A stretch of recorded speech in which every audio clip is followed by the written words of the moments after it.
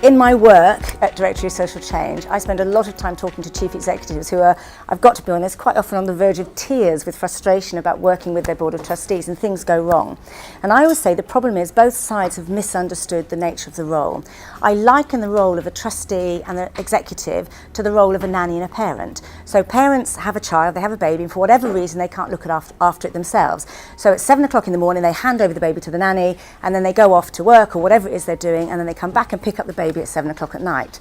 What happens is the nanny is the expert in the baby, because the nanny has had that baby from 7 o'clock in the morning to 7 o'clock at night. The parents have only really had it for a very short period of time when it's awake. However, it's the parent's baby, and what often happens is the clash happens because the nanny knows the baby better than the parents, but the baby belongs to the parents. It's much the same in a charity. The charity does not belong to the executive, it belongs to the trustees, and ultimately the decisions have to be theirs about what the best direction is.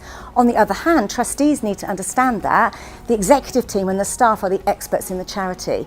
And to get it moving forward, what both sides need to remember is that everybody loves the baby. They both care about the end result of the charity, and that's the way to make sure that you know you're both on the same side ultimately.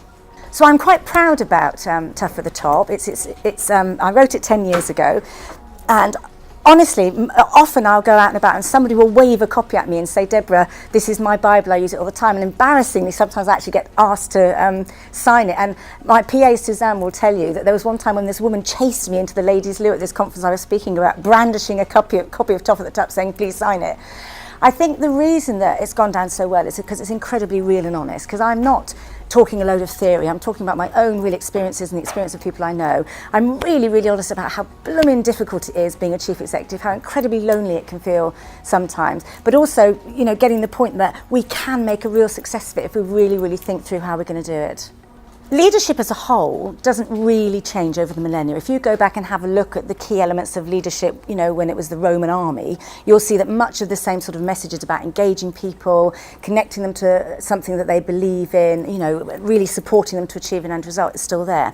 However, in the last 10 years, leadership in the voluntary sector, I think, has undergone a little bit of a change.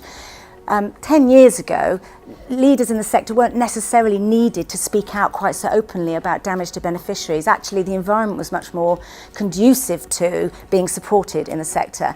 That isn't the same right now, and now it's much more challenging. So now I think there's a big requirement on leaders in the sector to actually take more risks and to speak out, and to risk offending or annoying funders and politicians and policymakers for the sake of getting a message across about their beneficiaries.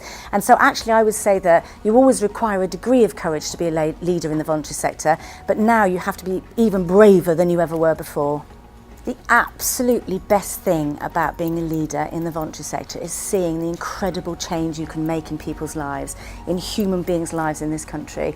I cannot describe, actually there's something joyful about knowing that the work that you're engaging in your charity or in your voluntary organisation or in your community group is having a profound and positive effect on people who really need your help, and I love that thing about being a leader.